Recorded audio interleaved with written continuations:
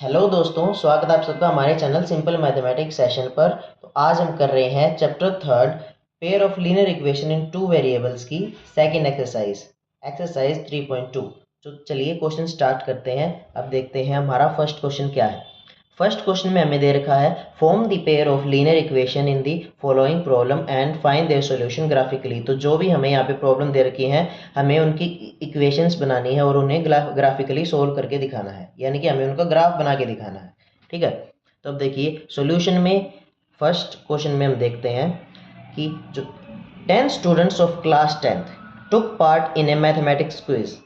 If the number of girls is 4 more than the number of boys, find the number of boys and girls who took part in the quiz.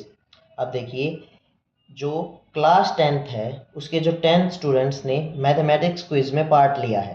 ठीक है, तो अगर इसने कह रखा है कि अगर जो गर्ल्स हैं वो बॉयज़ से 4 ज़्यादा हैं, ठीक है, बॉयज़ से जो गर्ल्स हैं वो 4 ज़्यादा हैं, तो हमें ये फाइंड करना है कि कितनी गर्ल्स और कितनी बॉयज़ ने मैथमेटिक्स क्विज में पार्ट लिया था। तो अब देखिए सबसे पहले हम इनको मान लेते हैं कि x तो गर्ल्स हैं और y बॉयज़ हैं।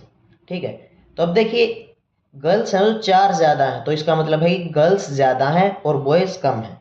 तो अब देखिए फर्स्ट इक्वेशन के हिसाब से according to question x plus y is equal to 10, यानी कि टोटल स्टूडेंट्स कितने थे जिन्होंने पार्ट लिया था, यानी कि number of girls plus number of boys is equal to 10 है। So number of students is equal to 10 है, तो x plus y is equal to 10 ये हमारी होगी फर्स्ट इक्वेशन। अब सेकंड इक्वेशन हमें देखिए यहाँ से मिलेगी if the number of girls is 4 more than the number of boys. ठीक है, अगर जो गर्ल्स हैं वो बॉयज से 4 ज़्यादा हैं, यानी कि ज़्यादा क्या है, गर्ल्स कितनी ज़्यादा है, 4 ज़्यादा, किससे ज़्यादा है, बॉयज से। तो यानी कि जो इन दोनों का डिफरेंस होगा वो होगा 4, और ज़्यादा कितनी है, ज़्यादा कौन है, यानी कि girls. So x minus 4 is equal to y. अब देखिए हमें इसमें कोऑर्डिनेट्स निकालने हैं। देखिए हम ये कोऑर्डिनेट्स कैसे निकालते हैं। सो फर्स्ट इक्वेशन को लेते हैं x plus y is equal to 10, y को इस तरफ भेज दे देते हैं, x is equal to 10 minus y. तो अब देखिए हम जैसे कि इस इक्वेशन में y की वैल्यूज हम लेट करेंगे तो हमारे पास x की वैल्यू निकलती जाएंगी। अब देखिए हमें जैसे कि y को 5 लेट किया तो x की वैल्यू हो गई 5। ठीक है, यहाँ पे अगर 5 रखेंगे 10 माइनस 5 5, अगर y की वैल्यू 6 तो x की वैल्यू हो जाएगी 4 10 माइनस 6, और अगर y की वैल्यू 4 तो x की वैल्यू हो जाएगी 6 10 माइनस 4। ठीक है, ऐसे ही दूसरी equation x minus y is equal to 4 है। सो सेकेंड इक्वेशन में देखिए x is equal to 4 plus y, y is equal to में आगे पॉजिटिव हो गया। तो अब देखिए सेकंड लाइन के जो कोऑर्डिनेट्स वो यहाँ से निकलेंगे। तो देखिए अगर y की वैल्यू 0 है तो x की वैल्यू 4, अगर y की वैल्यू 1 है तो x की वैल्यू 5, अगर y की वैल्यू -1 है तो x की वैल्यू 3 हो जाएगी। अब देखिए इसका जो ग्राफ है वो मैं आपको दिखाता हूँ। कुछ ऐसा इसका ग्राफ बनेगा। ठीक है, अब देखिए ये जो हमारी है first line x plus y is equal to 10, और ये जो हमारी है second line x minus y is equal to 4, यानी कि हमने यहाँ पे 3 कोऑर्डिनेट्स लिए थे 5 5 6 4 एंड 4 6, और इसके भी हमने 3 कोऑर्डिनेट्स लिए थे। सो अब देखिए यहाँ पे एक तो ये कोऑर्डिनेट है 5 1 4 0, और ये है 3 माइनस 1। ठीक है, ये 3 कोऑर्डिनेट्स हैं, और जैसे कि हम यहाँ पे देख सकते हैं ये इंटरसेक्टिंग लाइन है, यानी कि दोनों एक दूसरे को कट करती हैं, और जिस पॉइंट पे कट करती हैं वो होता है इनका सॉल्यूशन। सो ये 7 और 3 पे कट करती हैं। ठीक है, यानी कि जो x की वैल्यू हो जाएगी 7 और y की वैल्यू हो जाएगी 3। ठीक है, यानी कि अब देखिए यहाँ पर जो बोथ लाइन्स हैं intersect each other at point 7 3, यानी कि 7 3 पे लाइन्स आपस में कट करती हैं। So therefore there are 7 girls and 3 boys in the class. हम देखिए हमने स्टार्टिंग में x को क्या माना था, गर्ल्स, और y को माना था बॉयज। सो यहाँ पे जहाँ पे ये कट करती है वो हमारा सॉल्यूशन होता है। तो यहाँ पे x की वैल्यू है 7 और y की वैल्यू है 3, तो नंबर ऑफ गर्ल्स हो जाएंगे 7, नंबर ऑफ बॉयज हो जाएंगे 3। ठीक है, अब देखिए ऐसे ही हम सेकंड क्वेश्चन देखते हैं अपना। सो हमें सेकंड क्वेश्चन में दिया गया है कि जो 5 pencils and 7 pens together cost 50, यानी कि जो 5 पेंसिल लेते हैं हम और 7 पेन लेते हैं तो उनकी जो कॉस्ट है वो 50 रुपीज़ पड़ती है हमें। सो और whereas 7 pencils and 5 pens together cost 46।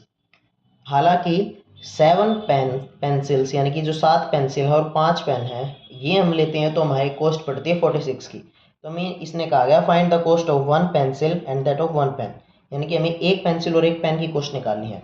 तो सबसे पहले लेट करते हैं, let 1 pencil cost rupees x and 1 pen cost rupees y. तो अब देखते हैं अकॉर्डिंग टू क्वेश्चन। सो अगर हमारे पास फर्स्ट लाइन में हमें बोला गया है कि 5 pencils and 7 pens together cost 50, यानी कि 5x 5 इंटू यानी कि 5 दो पेंसिल हमारे पास और एक ही कॉस्ट है x, तो 5x हो जाएगा। और यहाँ पे हमारे पास 7 पेन्स हैं और एक ही कॉस्ट है y, तो 7y हो जाएगा इज इक्वल टू 50। टुगेदर इनकी कॉस्ट पड़ती है 50। ऐसे ही 7x प्लस 5y is equal to 46। 7 pencils और 5 पेन हमारे पड़ते हैं 46 के। तो अब देखिए इसको ग्राफिकली हमें सोल्व करना है, ठीक है। सो देखिए फर्स्ट इक्वेशन को लेते हैं। सो देखिए 5x पहले यहीं पे 50 माइनस 7y हो जाएगा और 5 मल्टीप्लाई में तो इधर नीचे आगे डिवाइड हो जाएगा, ठीक है। तो अब देखिए इसके जो हम इसको हम सोल्व करेंगे, जिसके हमें इसके भी कोऑर्डिनेट्स निकालने हैं, तब हम इसको ग्राफिकली रिप्रेजेंट कर सकते हैं। तब देखिए अगर यहाँ पे y की वैल्यू 5 हो जाएगी, 7 5 35, 50 माइनस 35 15, 5 3 15, x की वैल्यू हो जाएगी 15। अगर यहाँ पे 0 है तो अगर y की वैल्यू 0 है तो x की वैल्यू हो जाएगी 10। अगर यहाँ पे y की वैल्यू 10 है तो x की वैल्यू हो जाएगी -4, ठीक है। 70 हो जाएगा, -20/5 हो जाएगा तो -4 आ जाएगा, ठीक है। ऐसे ही सेकेंड इक्वेशन के साथ हमें करना है। अब देखिए सेकेंड इक्वेशन को जो कि है 7x प्लस 5y इज इक्वल टू 46। तो जैसे कि हमने इसमें किया था वैसे हम बाकी सारी चीज़ों को इधर भेज देंगे। 46 माइनस में 5y एंड डिवाइडेड बाय 7, ठीक है।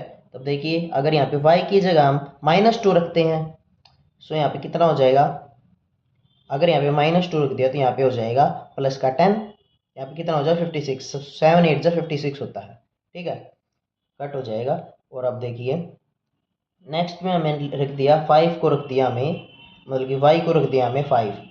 सो 5 5 जो 25, सो 46 माइनस 25 कितना होता है 21, सो 7 3 जा 21, ठीक है। तो अब देखिए हम यहाँ पे 5 को हमने 12 रख दिया, 12 5 जा 60, 46 माइनस में 60 कितना होता है माइनस में 14, सो 7 2 जा 14, सो -2 यहाँ पे आ जाएगा। तो अब देखिए इसका सेकंड जो ग्राफ देखते हैं, मतलब कि हमें इन्हें ग्राफिकली ही सोल्व करना है अभी, ठीक है। तो देखिए इसका कुछ ग्राफ बनेगा ऐसा, ठीक है। सो अब देखिए जो हमारी फर्स्ट लाइन है,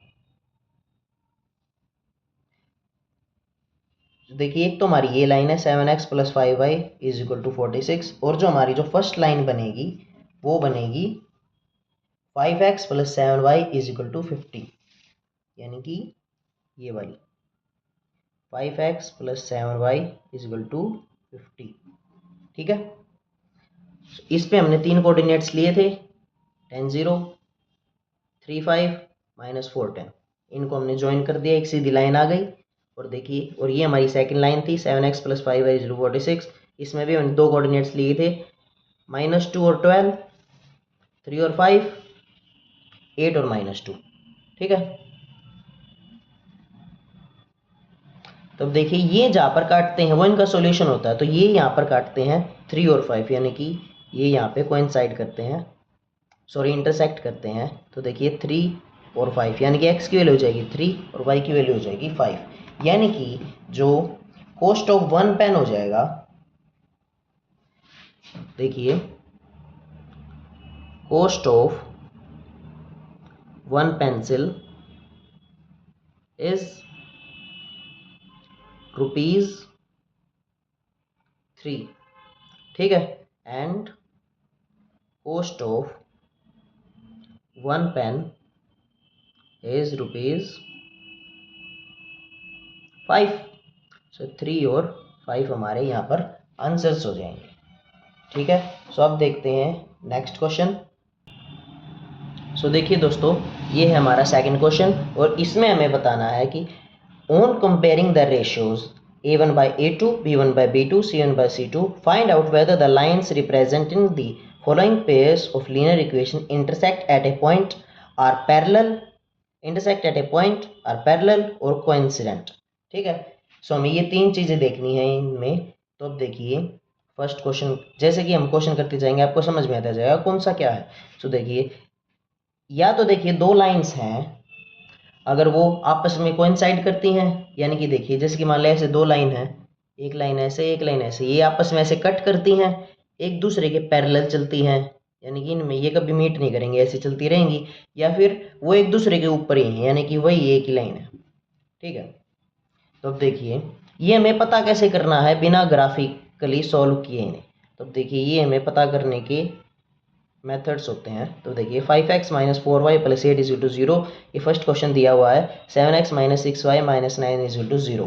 तो अब देखिए इसमें हमने दे रखा है जो a1 हो जाएगा वो 5, b1 हो जाएगा माइनस 4 और c1 हो जाएगा 8। ठीक है। और a2 हो जाएगा 7, b2 हो जाएगा 6 माइनस 6 और जो ये हो जाएगा क्या नाम है C2 हो जाएगा हमारा 9 माइनस 9। ठीक है। तो अब देखिए जो हमारे क्वेश्चन में दिया गया है ये a1/a2 हमें करना है, 5/7 हो जाएगा 5/7। और जो b1/b2 है ये हो जाएगा -4/-6 यानी कि 2/3। इन्हें हम कट करेंगे तो अब देखिए 5/7 और 2/3 क्या ये एक दूसरे के इक्वल है रेशो? नहीं है। तो a1/a2 is not equal to b1/b2। तो ये कंडीशन होती है हमारी जो जिसका एक यूनिक सॉल्यूशन होता है और जो इंटरसेक्ट करती है, यानी कि जो लाइन ऐसे इंटरसेक्ट करती हैं उसका होता है, उसकी कंडीशन होती है a1/a2 is not equal to b1/b2, जो कि इस लाइन में दिए, इन 2 लाइंस में दे रखा है। सो इनका एक ही सॉल्यूशन होगा और ये आपस में कट करेंगे। तो अब देखिए सेकंड क्वेश्चन देखते हैं।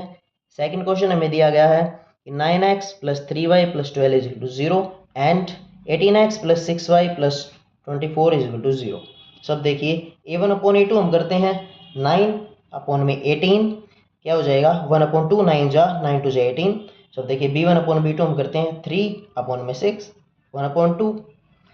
सब c1/c2 हम करते हैं 12/24 यानी कि 1/2। सब देखिए इसकी कंडीशन हो जाएगी a1/a2 is equal to b1/b2 is equal to c1/c2, यानी कि सब सारी चीज़ें जो इक्वल हो जाती हैं। सो जो lines are coincide and have infinitely many solution, यानी कि जो 2 लाइन है वो आपस में ऊपर से ही चल रही हैं, ऐसे चल रही हैं, एक ही लाइन है आपस में ऊपर से ही चल रही हैं। तो हर एक जो इनके ऊपर जो कोऑर्डिनेट आता जाएगा वो इनकी सॉल्यूशन है, यानी कि इनके इनफाइनाइटली मैनी सॉल्यूशंस होंगे, हम इन्हें निकाल नहीं सकते। ठीक है। हम सॉल्यूशन सिर्फ एक ही कंडीशन में निकाल सकते हैं जब वो इंटरसेक्ट करती हैं। ठीक है। क्योंकि अगर देखिए अगर वो पैरेलल चलेंगी तब भी हम नहीं निकाल सकते, क्योंकि उसका कोई सॉल्यूशन होता ही नहीं है। ठीक है। अगर वो एक दूसरे को कोइंसाइड करेंगे तब भी हम नहीं निकाल सकते, क्योंकि उसके इतने सॉल्यूशन होते हैं कि हम निकाल ही नहीं सकते। ठीक है। वो इनफाइनाइट तक चलते रहते हैं। ठीक है। हम सॉल्यूशन सिर्फ तभी निकालते हैं जब वो कोइंसाइड करते हैं, यानी कि जब उसका एक सॉल्यूशन होता है। ठीक है। जो यहाँ वाला पॉइंट होगा वो सॉल्यूशन होगा। अब देखिए थर्ड क्वेश्चन देखते हैं इसका। थर्ड क्वेश्चन में हमें दे रखा है 6x minus 3y plus 10 is equal to 0 और जो दूसरी इक्वेशन है वो है 2x minus y plus 9 is equal to 10। सब देखिए a1/a2 करते हैं 6/2 6 और 2 ये हो जाएगा 3/1, काट देंगे हम इसको 1 2 3 जा 6। So b1/b2 is equal to minus 3/-1। ठीक है। ये -3/-1 इसका कोफिशिएंट 1 है। ठीक है। तो यहाँ पे माइनस से माइनस कट जाएगा, सो 3/1 हो जाएगा। सो c1/c2 इज इक्वल टू हो जाएगा 10/9। ठीक है। अब देखिए ये कंडीशन बन गई a1/a2 is equal to b1/b2 is not equal to c1/c2। ठीक है। क्योंकि 3/1 और 10/9 ये तीनों आ गए। सो a1/a2 is equal to b1/b2 तो है, लेकिन ये इज इक्वल टू c1/c2 नहीं है। ठीक है। तो ये कंडीशन होती है जब लाइन पैरेलल चलती है एक दूसरे की, यानी कि ऐसे जब ये लाइन चलती हैं। ठीक है। इनमें ये गैप जो है सेम रहता है, ऐसे इनमें से गैप सेम रहेगा, तो इसका कोई सॉल्यूशन नहीं होता। So lines are parallel and have no solution. ठीक है। तो चलिए दोस्तों अब देखते हैं third question. So third question है on comparing the ratios a1/a2 b1/b2 and c1/c2 find out whether the following pair of linear equations are consistent or inconsistent। Consistent वो होती हैं जिनका कम से कम एक सॉल्यूशन हो और ज़्यादा से ज़्यादा कितने भी हो सकते हैं। ठीक है, और इनकंसिस्टेंट वो होते हैं जिसका कोई सॉल्यूशन नहीं होता। ठीक है, तो अब देखिए क्वेश्चन देखते हैं। ये देखिए, ये सेकंड क्वेश्चन का ही फर्स्ट पार्ट है, ये मैंने आपके अच्छे से समझ में है इसलिए ये एक बार करके दिखा रखा है। ठीक है, सो देखिए 5x minus 4y plus 8 is equal to 0 and 7x plus 6y is equal to 9 is equal to 0 minus 9 is equal to 0। So देखिए a1 अपॉन a2 क्या होगा, 5/7, और b1 अपॉन b2 क्या होगा, -4 अपॉन में +6, यानी कि -2/3 को हम कट कर देंगे 2 पे। ठीक है, और c1 अपॉन c2 क्या होगा, 8/9। ठीक है, 8/-9 ये लगा रखा है मैंने, सॉरी। ठीक है, 8/-9। तब देखिए ये हो जाएगा a1 upon a2 is not equal to b1 upon b2, यानी कि देखिए a1 upon a2 is not equal to b1 upon b2 है, तो इसका मतलब है कि जो लाइन है वो आपस में कट करेंगे। ठीक है, और कट करेंगे तो इनका एक सॉल्यूशन होगा ये वाला। तो अगर इनका एक सॉल्यूशन है, so lines have one solution, so they are consistent. और कंसिस्टेंट की यही वो होती है, मतलब कि कंडीशन होती है कि इसका कम से कम एक सॉल्यूशन होना चाहिए, और ज़्यादा से ज़्यादा कितने भी हो सकते हैं, तो इसका एक सॉल्यूशन है, तो यानी कि ये कंसिस्टेंट है। अब देखिए हमें इसके थर्ड क्वेश्चन का फर्स्ट पार्ट करते हैं, ये मैंने आपके समझाने के लिए बता रखा था। तब देखिए फर्स्ट क्वेश्चन है जो इसका 3x plus 2y is equal to 5 है, और सेकंड जो लाइन है 2x minus 3y is equal to 7 है। तब देखिए a1 अपॉन a2 कितना होगा, 3 अपॉन में 2, और b1 अपॉन b2 कितना होगा, 2 अपॉन में -3। अब देखिए a1 upon a2 is not equal to b1 upon b2 हो गया, तो यहाँ पे हमें c को चेक करने की जरूरत नहीं है। ठीक है, so a1 upon a2 is not equal to b1 upon b2, so lines have one solution, so they are consistent, यानी कि एक सॉल्यूशन है इसका, तो ये कंसिस्टेंट है। ठीक है, सो अब देखिए सेकंड क्वेश्चन देखते हैं। सेकंड क्वेश्चन में हमें दिया गया है 2x minus 3y is equal to 8 and 4x minus 6y is equal to 9, यानी कि हमें दिया गया है a1 upon a2 is equal to कितना हो जाएगा, 2 अपॉन में 4, 1/2 हो जाएगा, 2 पे काट देंगे इसको, और b1 अपॉन b2 हो जाएगा -3 अपॉन में -6, माइनस से माइनस कट गया। ठीक है, और 3 से 3 1 जा 3 2 जा 6, यानी कि 1/2। और देखिए, तो देखिए a1 upon a2 is equal to b1 upon b2 आ गया, तो अब हमें c को भी चेक करना पड़ेगा। So c1 upon c2 is equal to हो जाएगा -8 अपॉन में -9, क्योंकि ये इधर है। ठीक है, सो c इधर, इसको हमें इधर करके चेक करना होता है। ठीक है, यानी कि आप बस ये देख लेना कि या तो जो c वाली जो वैल्यू है वो दोनों इधर हो, राइट हैंड साइड हो, या फिर दोनों लेफ्ट हैंड साइड हो। ये ऐसा नहीं होना चाहिए कि एक राइट हैंड साइड है और एक लेफ्ट हैंड साइड है। ठीक है, तो देखिए दोनों एक तरफ है तो ज़्यादा फर्क नहीं पड़ता, क्योंकि हमें दोनों के साइन कैंसिल हो जाएंगे। सो देखिए c1 अपॉन c2 है 8/9। सो देखिए यहाँ पे कंडीशन क्या बन गई, a1 upon a2 is equal to b1 upon b2 is not equal to c1 upon c2, so lines are parallel, so they are inconsistent. ठीक है, तो अगर देखिए अगर लाइन पैरेलल होंगी तो उनका कोई सॉल्यूशन ही नहीं होगा, अगर सॉल्यूशन नहीं है तो वो इनकंसिस्टेंट है। ठीक है, सो अब देखिए इसका थर्ड पार्ट देखते हैं। So 3/2x plus 5/3y is equal to 7, and second line है 9x minus 10y is equal to 14। So अब देखिए a1 upon a2 is equal to है 3/2 अपॉन में 9/1। ठीक है, ये 3/2 ये रहा, a1 है ये, और ये a2 है 9। ठीक है, सो अब देखिए 9 के नीचे कुछ नहीं है तो 1 लगा लेते हैं हम। अब देखिए इसको हम ऊपर ले जाएंगे तो ये रेसिप्रोकल हो जाएगा, सो 3/2 इंटू 1/9, सो 3 1 जा, तो 3 जा 9 हो गया, सो 1/6 आ गया यहाँ पे। ठीक है, तो a1 अपॉन a2 आ गया 1/6। सो अब देखिए ऐसे ही b1 अपॉन b2 है 5/2, 5/3 और 10 -10, यानी कि ये जो 10 है माइनस इसके साथ लगेगा, सो 10 अपॉन 1 कर दिया हमने। तो देखिए माइनस में 5/3 हो गया, और इसको हम रेसिप्रोकल करेंगे तो 1/10 हो जाएगा, तो माइनस बार लग जाएगा, सो 5 1 जा 5 2 जा 10। सो अब देखिए कितना आ गया 1/में -6। तो देखिए ये प्लस है और ये माइनस है, तो इसका मतलब है जो हमारा a1 अपॉन a2 है वो नॉट इक्वल टू है b1 अपॉन b2 के। So lines are consistent and have unique solution, यानी कि जो लाइन है वो आपस में कट करेंगी और इसका सिर्फ एक ही सॉल्यूशन होगा। ठीक है,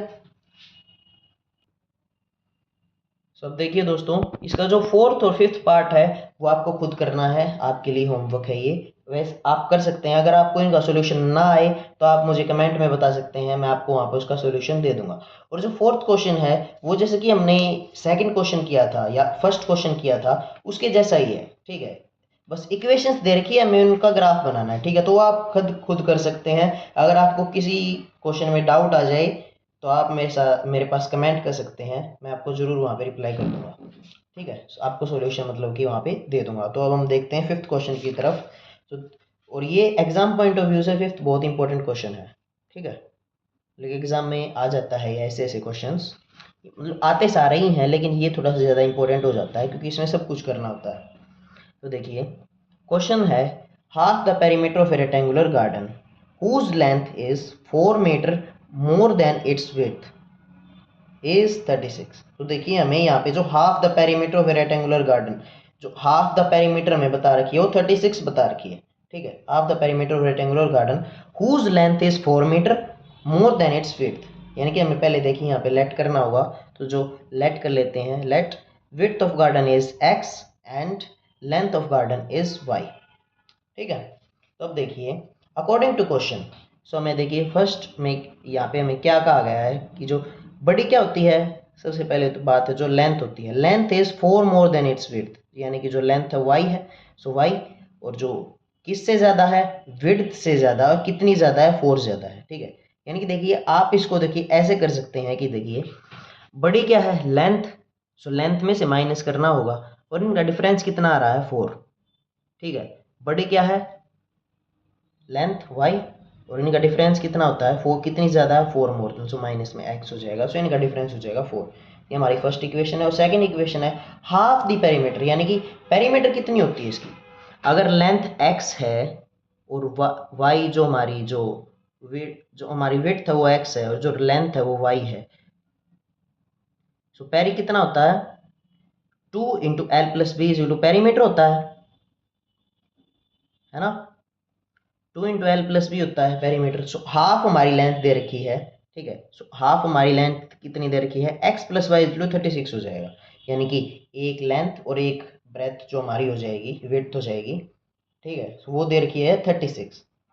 तब देखिए हम इन दोनों को, यहाँ पे ग्राफिकली बोला नहीं गया है, वैसे आप इसको ग्राफिकली भी सोल्व कर सकते हैं। वहाँ पे जो x की वैल्यू आ जाएगी वो हमारी विड्थ हो जाएगी और y की वैल्यू आ जाएगी वो हमारी लेंथ हो जाएगी, लेकिन यहाँ पे ग्राफिकली बोला नहीं गया है तो हम इसको कैसे भी सोल्व कर सकते हैं। देखिए मैंने इसे कैसे सोल्व किया, देखिए यहाँ पे एक माइनस का x है और एक प्लस का x है दोनों इक्वेशंस में, तो मैंने इन दोनों इक्वेशंस को सिर्फ प्लस कर दिया, ठीक है। So y - x as it is, plus में x प्लस में y as it is, so 4 as it is, और प्लस में 36 एज इट इज, ठीक है। सो देखिए यहाँ पे x से x कैंसिल हो जाएगा, ठीक है। y बच जाएगा 2y = 40, ठीक है। यहाँ पे 36 प्लस में 4 40 हो जाएगा, और 2y = 40 है तो y की वैल्यू कितनी होगी, 20, ठीक है। अब देखिए ऊपर देखिए जो हमारी ये जो सेकंड इक्वेशन है x + y = 36, इसमें हमने x की वैल्यू को रख दिया, ये सॉरी y की वैल्यू को रख दिया, ठीक है। y की वैल्यू हमारे पास 20 निकल चुकी है तो यहाँ पे हमने 20 को रख दिया। सो x + 20 = 36, x = 36 - 20, कितना बचा, 16। 36 में से 20 घटाएं, कितना बच गया, 16। सो x की वैल्यू कितनी आ गई, 16, और y की वैल्यू कितनी आ गई, 20। तो जो हमारी जो लेंथ है वो तो हमारी आ जाएगी 20, और जो हमारी विड्थ है वो आ जाएगी 16, ठीक है। सो इस क्वेश्चन में हमें यही निकालना था।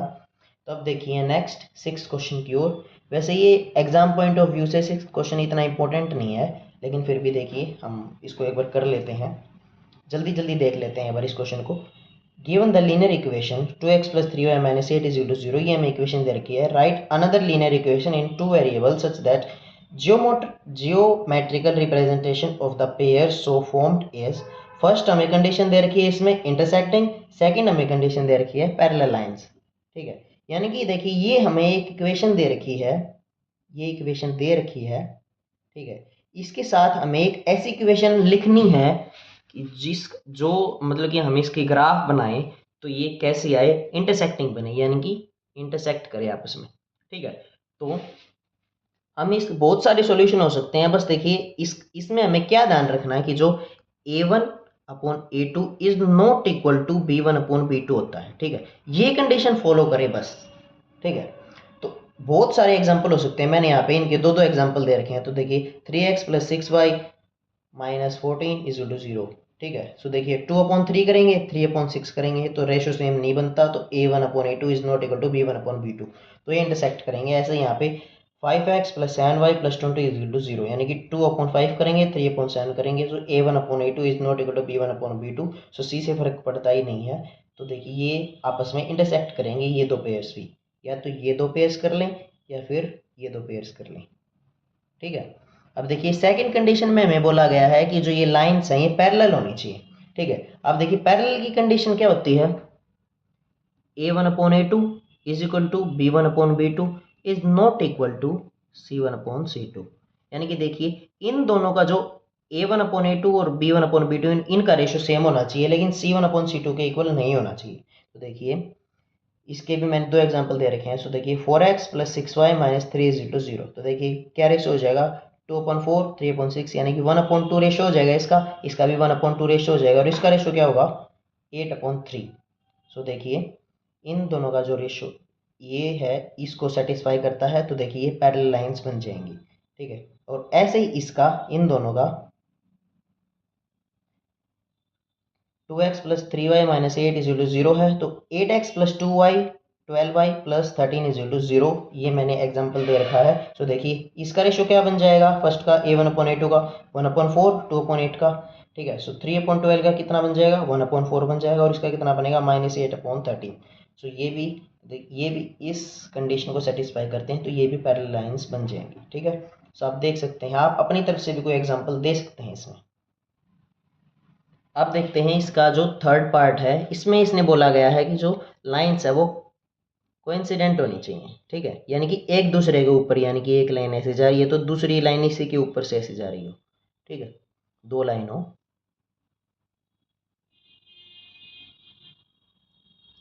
ठीक है, तो देखिए फर्स्ट ये लाइन की इक्वेशन इसने दे रखी है 2x plus 3y minus 18 is equal to 0। अब देखिए रेशो इसका क्या होना चाहिए, A1 upon A2 is equal to B1 upon B2 is equal to C1 upon C2, यानी कि सबका रेशो सेम होना चाहिए। ठीक है, तब देखिए इसके इसके भी बहुत सारे एग्जांपल हो सकते हैं, आप अपनी तरफ से भी दे सके हो, मैंने इसके दो एग्जांपल दे रखे हैं। तो देखिए 4x प्लस 6y माइनस 16, यानी कि 2/4 3/6 माइनस 8 अपॉन माइनस 16। ठीक है, सो इन सब का रेशो 1/2 1/2 1/2 बन जाएगा। ठीक है, सो ये कोइंसाइड करेंगी। तो अब देखिए दूसरी का हमने यहाँ पे दे रखा है 30x plus 45x minus 120 is equal to 0। ठीक है, तो देखिए 2/30 15 हो जाएगा, 3/45 ये भी 15 हो जाएगा, माइनस 8 अपॉन माइनस 120 ये भी 1/15 हो जाएगा। तो देखिए ये दोनों लाइंस कर लें या फिर ये दो लाइंस कर लें, ये दोनों ही आपस में कोइंसाइड करेंगे, यानी कि एक दूसरे के ऊपर एक चलेगी, तो इसके इनफाइनाइटली मैनी सॉल्यूशंस हो सकते हैं। ठीक है, सो अब देखते हैं हमारी एक्सरसाइज का लास्ट क्वेश्चन। तो देखिए इसमें हमें स्टार्टिंग में बोलते हैं कि हमें ग्राफ बनाना ही है। ठीक है, draw the graph of equations x minus y plus 1 is equal to 0 and 3x plus 2y minus 12 is equal to 0. Determine the coordinates of the vertices of the triangle formed by these lines and x-axis. तो अब देखिए जो हमारी जो x-axis होती है, हम देखिए कैसे बनाते हैं ग्राफ को, ये y-axis ये x-axis, ठीक है, ये y डैश, ये x ये x डैश। तो अब देखिए जैसे कि मान लीजिए हमारी कैसे भी यहाँ पे लाइन आ गई, ऐसे ऐसे कुछ भी लाइन आ गई। ठीक है, तो हमें देखिए जो ये x एक्सिस के साथ और जो इन दो लाइंस के साथ ये जो ट्रायंगल बन रही है ना, इसको हमें शेड करना है, और इसके हमें ये 1 2 और 3 ये हमें इनके कोऑर्डिनेट बताने हैं। ठीक है, चलिए इसको सॉल्व करते हैं। सबसे पहले हमें इसके कोऑर्डिनेट्स निकालने पड़ेंगे। ठीक है, सो देखिए फर्स्ट लाइन को देखते हैं, x minus y plus 1 is equal to 0। So minus y plus 1 को इधर ले जाएंगे तो दोनों के साइन चेंज हो जाएंगे, प्लस में y हो जाएगा माइनस में 1 हो जाएगा। तो अब देखिए इस कोऑर्डिनेट्स निकालते हैं, अगर y की वैल्यू 1 है तो x की वैल्यू 0 हो जाएगी, अगर y की वैल्यू 2 है तो x की वैल्यू हो जाएगी 1, अगर y की वैल्यू 3 है तो x की वैल्यू हो जाएगी 2। ठीक है, ऐसे ही सेकेंड लाइन के साथ, so 3x plus 2y minus 12 is equal to 0। So 3x दोनों को इधर भेज देंगे तो 12 माइनस 2i हो जाएगा, 2i माइनस में आ जाएगा, 12 प्लस में हो जाएगा। ठीक है, सो जो x की वैल्यू होगी 3x था, इसको डिवाइड में भेज देंगे, 12 माइनस 2i/3। तो अब देखिए यहाँ पे अगर हम y की वैल्यू 0 रखते हैं सो 3 4 जा 12। अगर हम x की वैल्यू अगर हम 4y की वैल्यू 3 रखते हैं 3 2 जा 6, तो यहाँ पे क्या हो जाएगा 12 माइनस 6/3 कितना हो जाएगा 6/3 यानी कि 2। x की वैल्यू 2 आ जाएगी। अगर हम यहाँ पे y की वैल्यू 6 रखते हैं तो 12 माइनस 12 हो जाएगा 0 हो जाएगा, सो x की वैल्यू 0 आ जाएगी। ठीक है, सो अब देखिए इसका हम ग्राफ देखते हैं। सो इसका ग्राफ कुछ बनेगा ऐसा। ठीक है, अब देखिए ये जो हमारे पास y एक्सिस, ये x एक्सिस, ठीक है, और देखिए यहाँ पे हमारा जो है ओरिजिन है। ठीक है, जो 0 है हमारा यहाँ पे है। तो अब देखिए ये जो हमारी है line 1 x minus y plus 1 is to 0, और ये जो हमारी सेकेंड लाइन है 3x plus 2y minus 12 is to 0। तो अब देखिए ये जो हमारी फर्स्ट लाइन है इस पर हमने 3 कोऑर्डिनेट्स लिए थे, कौन कौन सा, -1 0 0 1 1 और 2। ठीक है, इसको हमने लाइन को आगे एक्सटेंड कर दिया ऐसे। और ये देखिए ये वाली लाइन इस पे हमने कोऑर्डिनेट्स लिए थे 0 6 4 0 और 2 3। ठीक है, ये हमने इस पे 3 कोऑर्डिनेट्स लिए थे। तो अब देखिए सबसे पहले था कि हमें ये लाइन ऐसे ड्रॉ करनी है, और जो फर्स्ट लाइन के साथ, सेकंड लाइन के साथ और एक्स एक्सिस के साथ जो ये जो 3 लाइन मिलके जो ट्रायंगल बनाती हैं उसे हमें शेड करना है। तो हमने इस ट्रायंगल को शेड कर दिया है। ठीक है, इस ट्रायंगल को हमने शेड कर दिया और हमें इसके जो वर्टिसेस बताने हैं। तो इसके वर्टिसेस क्या हो जाएंगे 2 3। फर्स्ट वर्टिसेस इसका ये हो जाएगा, वर्टिसेस आर